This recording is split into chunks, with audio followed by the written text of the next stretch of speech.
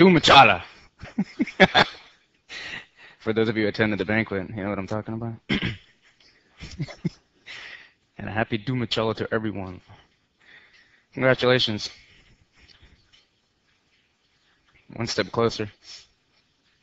My name is Dr. Raj, and I shall be doing eye pathology. I was under the strict supervision of Dr. Katrupa last semester, and this semester he has found enough trust in me to actually go independent. So how about that? A few things that I want to cover. I know that there are a lot of pages. We're talking close to 200 or so. We're going to go through this efficiently. We shall go through this methodically. We're going to journey through the eye. Anatomy is probably the most important aspect of this so that you know as to where you are. Can you all hear me? You guys with me? Want some eye contact? There aren't too many of you in here, so it's a little bit easier. And as we dissect each part of the eye, as you did way back in first or second semester, right? At the end of second semester. Yeah, but at this point in time, we're actually going to take each aspect of the eye, look at the normal function, look at the pathology, obviously, give it a name, and make clinical correlations. All right, quite a bit. For those of you who wish to log on to Turning Point, please do so at this time. You're not required, of course, but it would be mighty kind of you. And we'll do questions as we go along so that you have an idea as to when you're actually taking your mini, you'll be like, wow, that's Dr. Raj's question, no doubt. And you'll know how to approach it, you'll know how to answer it, and hopefully you'll get it right. And you won't be knocking down on my door, demanding for answers, and saying how incredibly unfair 205 pages are. But importantly, please make sure that you refer to the G drive. Please, I beg of you, please, out there, media site world, please, G drive, take a look at it. There are certain updates that I made on the pamphlet, on your handouts. They were printed out prior to me making the updates, so I needed to do that. So that's that. Any questions prior to beginning? Yes, sir. What channel do they need, sir, to log on to Turning Point?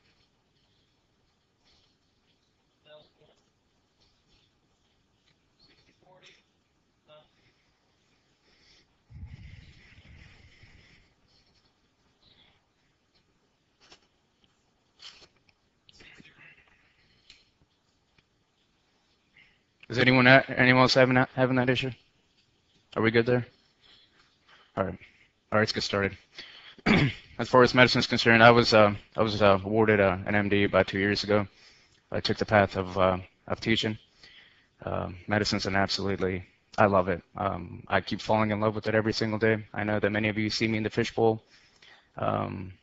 It's an addiction, really is for me. It's a relationship that I can't get enough of, and it's a love that moves me. And when you find something that inspires you, when you find something that brings you love, something that brings you happiness, you know that's it.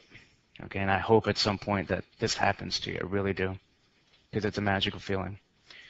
All right, now that we got the tears out of the way, Maimonides, when he first arrived on the island, he took the oath of medicine, or the philosophy of medicine. And keep far from me. There are a particular stanza that I enjoyed quite a bit, and I think it applies to each and every one of us throughout life. Keep far from me the delusion that I can accomplish all things. Give me the strength, the will, and the opportunity to amplify my knowledge, which yesterday I would not have dreamt of. For the art is great, but the human mind presses untiringly. And that, my friends, is exactly where you are. You're tired. You need to drudge through this. But I swear to God, you have, what, 3 weeks? It's a good thing. All right. Objectives. There's just a lot of them. No, as I said, as we travel through the eye, it'll be the anatomy. You can't go anywhere unless you actually orient yourself. actually know as to where you are so that you can head in different directions. Location, location, location. I can't emphasize it enough.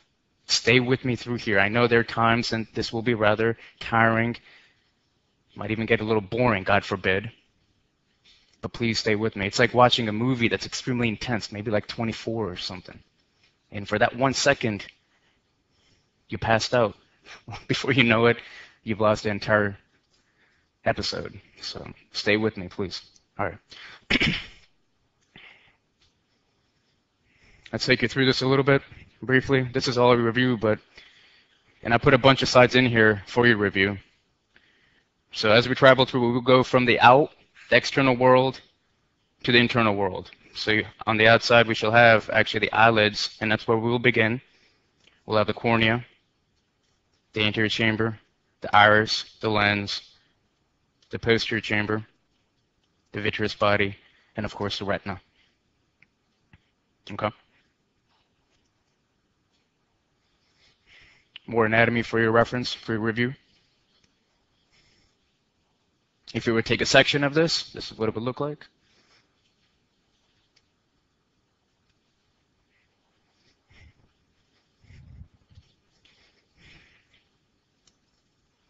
More anatomy. Physical trauma. Now, this is not something that you'll be tested upon. However, I want you to get oriented with the type of question that I give. They're all clinical scenarios, okay? So a 35-year-old man arrives in the ER after being struck in the eye by a softball. He was a pitcher, and the line drive struck him in the left eye. He had no loss of consciousness, and he denies epistaxis. What's epistaxis? Thank you.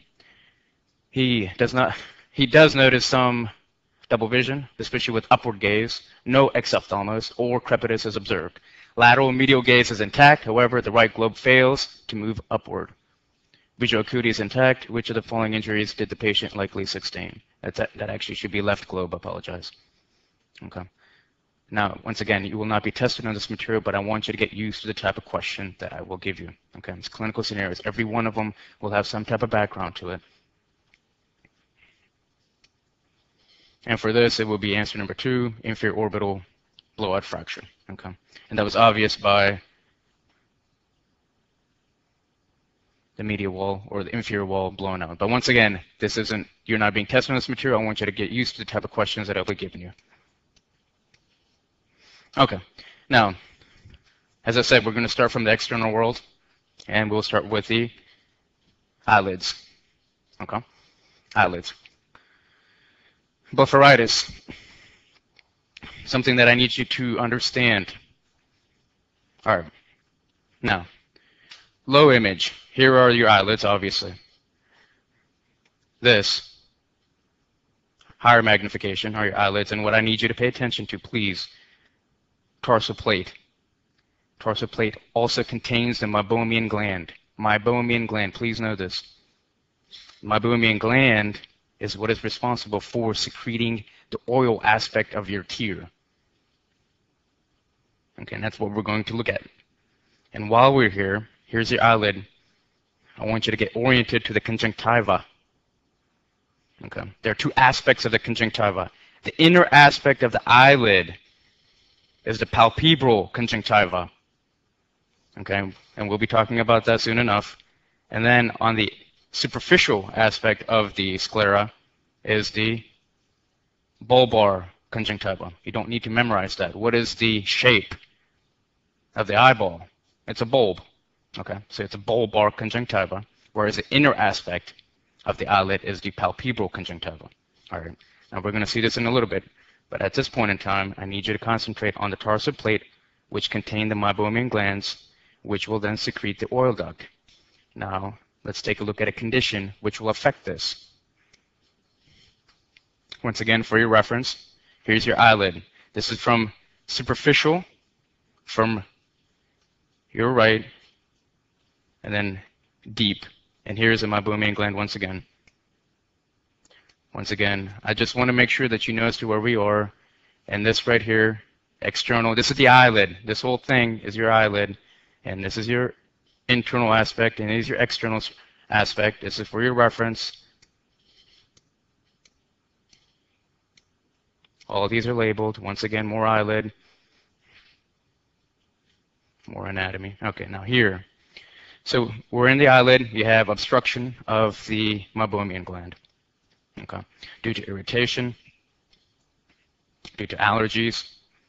Now, if you don't have the oil to properly lubricate your tears, what do you expect your tears to look like? Are they going to be nice and moist? Or are they going to be dry and crusty? You wake up in the morning and yeah, absolutely. You're not going to be very happy. You're going to have a difficult time opening up your eyelids because they're crusty. Okay? And that's what meibomian is. So it is an itching, burning, mild, foreign body type of sensation. And this is basically what it looks like. Here, you see all this crusting here on the eyelids? That's because your meibomian gland is obstructed. Where are we? Where are we? What part of the eye? The eyelid. Okay? So that is blepharitis. Here are normal meibomian glands in your eyelid. That's normal. If they get obstructed, you can no longer see the glands. And then here is a severe case of blepharitis where the glands are completely missing. So how is this individual going to wake up in the morning? Not very happy. Is he going to wake up wide-eyed, bushy tail? No.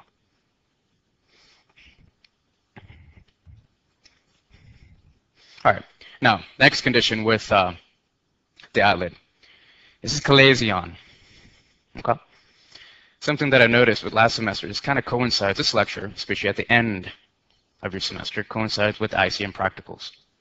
And you will go on to your fundoscopic examinations. All right. If you have time, please look over the slides with the fundoscopic examination so that you know what represents what. So as we go through this once again, I will describe each and every condition, what it will look like. It'll just be that much easier. Okay. Now, so we talked about blepharitis, obstruction of a meibomian gland. How does a person wake up? Dry, crusty, irritable, foreign body sensation. Now, chalazion, another condition of your eyelid. Once again, here, however, there is lipid extrusion. Okay, and there is a reaction to the lipid. There's a reaction to the lipid. And this is a chronic condition.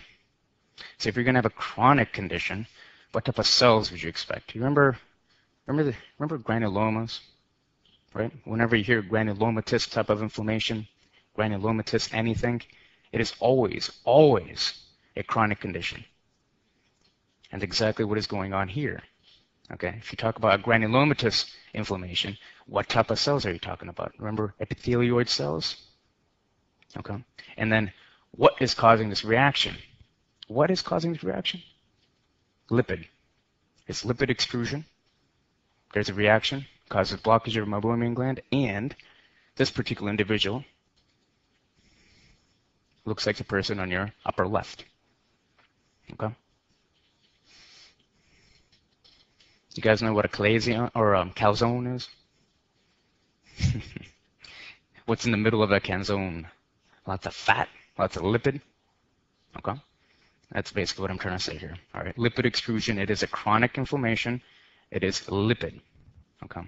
And then if you were to take a look at the granuloma, surprise, surprise, it's a chronic condition. Epithelioid cells. What do you have in the middle? What do you have in the middle of a calzone? A lipid pool? Yeah. Okay. You guys with me? Yes, it is. Yeah. The question was an immune reaction to the lipid? Yes, it is.